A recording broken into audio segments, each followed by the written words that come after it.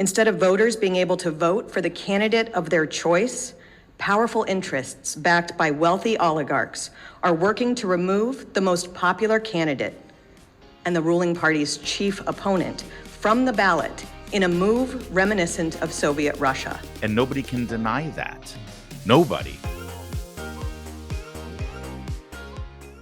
If you believe the 2020 presidential election was handled in the most extraordinary, unprecedented, and frankly kind of shady way, you're 100% right. There's no denying the fact that the election of 2020 was conducted in a way unlike any other presidential election in American history. Now, many will blame the pandemic for that, and we had to take certain protocols because of the virus, although now we know we didn't really have to take those protocols, right? I mean, the reason why there were so many mail-in ballots and drop-off in the ballot box ballots was because we were told that people couldn't stand in line shoulder to shoulder in a polling place because that would be bad for the virus. And now even Anthony Fauci admits that the whole 6-foot rule was just made up.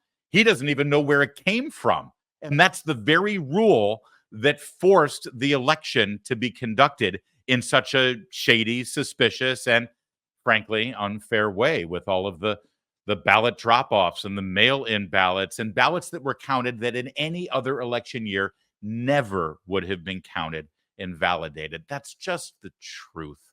Now, that can all be true, and you can still think that Joe Biden won the election fair and square. It can all be true, and you can still think that the election wasn't stolen or rigged or whatever words you want to use.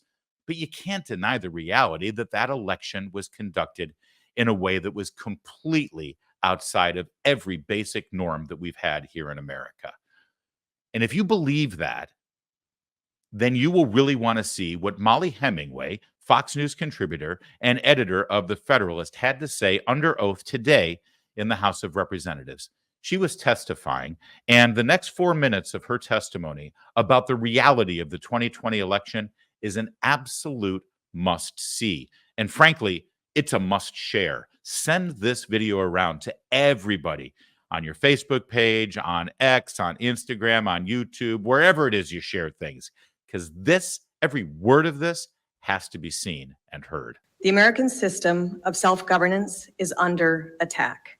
Instead of an election day where everyone votes at the same time and with the same full set of information, votes are counted quickly, and everyone promptly knows and trusts the outcome, we now have lengthy election seasons that can last months prior to and even after Election Day. The situation is so absurd that we have presidential and gubernatorial debates weeks after some people have already voted. Instead of having total security and a verifiable chain of custody for ballots being issued, cast, and counted, we flood addresses across the country with tens of millions of unsupervised mail-in ballots months ahead of elections, frequently to locations from which voters, if they're even alive, have long since moved. Instead of having election administration that is rigorously nonpartisan and impartial under the law, we have allowed the private takeover of government election offices by partisan oligarchs and their armies of activists who use those offices and their authorities to tilt the election toward favored candidates. Instead of voters being able to vote for the candidate of their choice, powerful interests backed by wealthy oligarchs are working to remove the most popular candidate and the ruling party's chief opponent from the ballot in a move reminiscent of Soviet Russia. And if that weren't enough, instead of the top candidates chosen by the people being able to fully engage in a vigorous campaign heading into an election, we have one side actively attempting to throw its opponent in prison and bankrupt his family, again, reminiscent of Soviet Russia.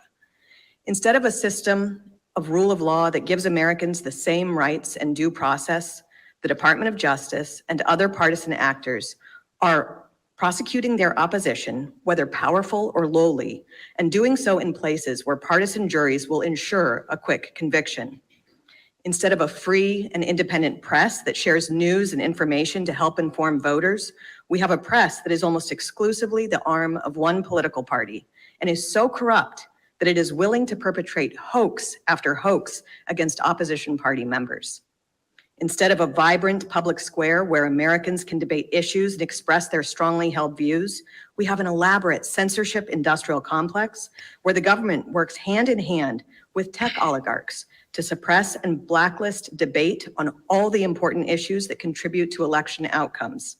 This is something I know firsthand because our government worked with tech companies to censor me for my election reporting.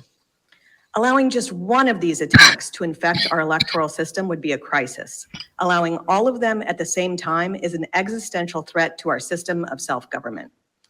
In my best-selling book on how election administration has been co-opted by groups seeking political power, I reported on a new phenomenon in the 2020 election that has already severely eroded trust and needs to be addressed decisively. In the last presidential election, nonprofit groups with very strong ties to the Democrat Party and funded by one of the world's wealthiest and most powerful men, Facebook founder Mark Zuckerberg, took over government election offices, most notably in the Democrat areas of swing states. Since then, the efforts by partisans to further infiltrate government election offices to ensure favorable outcomes have only increased. I look forward to answering questions about how the private oligarch takeover of elections is a threat to our system of self-government. This is why we love Mollie Hemmingway. I know you do too, because she's one of your fan favorites there at Fox News Channel whenever she's on. It's all clear. It's all concise. It's all indisputable. It's all backed up. And yeah, all the crazy stuff that happened in the 2020 election, we're now seeing repeat itself, but then add to that Joe Biden utilizing his Justice Department and other local states attorneys, Commonwealth attorneys, district attorneys utilizing local law to try to prosecute the man who is the overwhelming popular choice to be the nominee for the opposition party to the president of the United States. And yeah, it does look like an authoritarian regime. It does look like Banana Republic. And nobody can deny that. Nobody. It was a great opening statement and really a great overall testimony from Mollie Hemmingway. Here's what I want you to do. I know you have people in your life who call you an election denier. I know you have people in your life who think that you're a conspiracy theorist because you agree that this last presidential campaign was insane and it wasn't fair. And the fact that we now, on a regular basis, go days, if not weeks, until we know the final tabulation of votes. When in a third world country where they use paper ballots, they know hours after the polls closed who won the election. You've got people in your life who think you're nuts because you raise your hand and say, this isn't right. We can do better. You've got people in your life who think that you're a criminal because you dare to say that in the United States of America, the day after an election, win or lose, we should have a system where everybody walks away thinking, well, at least it was done fair and square. We should have a system in this country where the day after election day, we don't have people claiming that the entire election was stolen and a fraud. And we've had that, both Republicans and Democrats, since 2000. For the past 24 years, that's what we've had. And we should and we can do better. You think that, and you've got people in your life who think that you're nuts because of it. Can you do me a favor? Can you send them this video? Send them this video, post it on your page and tag them on it, or just send it in an email or a direct message to them and say, you want to know why I think what I think? This is why I think what I think.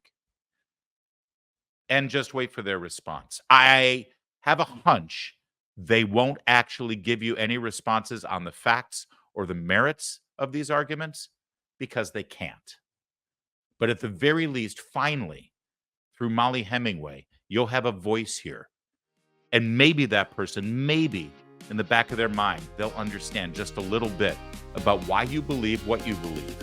And maybe even they'll start to get it.